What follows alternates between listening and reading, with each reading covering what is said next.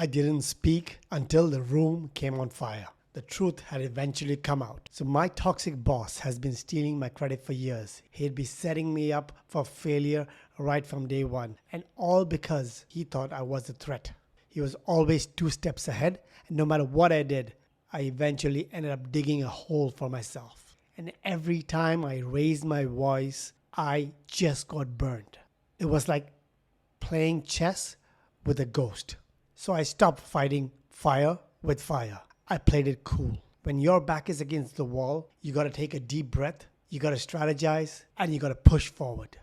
I smiled in meetings, I stayed calm in private, and kept the boss in loop in every single thing. I also CC'd his boss.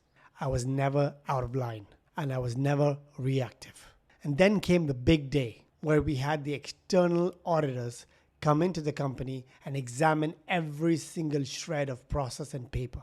And then came my department's audit, and it all went sideways. He fumbled. The data and the numbers that he presented didn't match. His logic had holes. The unsaid rule in this company was do not speak until spoken to. So I stayed calm till the room was on fire. I waited patiently for my turn, and I told him, "We got this, can I speak?" I spoke with clarity. I addressed every single point. I backed every single strategy with evidence. I was not defensive. I was not arrogant. I even thanked the leadership and my boss. That moment changed everything. I could see the leadership having a sigh of relief. There was pin drop silence in the room, and I could tell that this silence meant only one thing.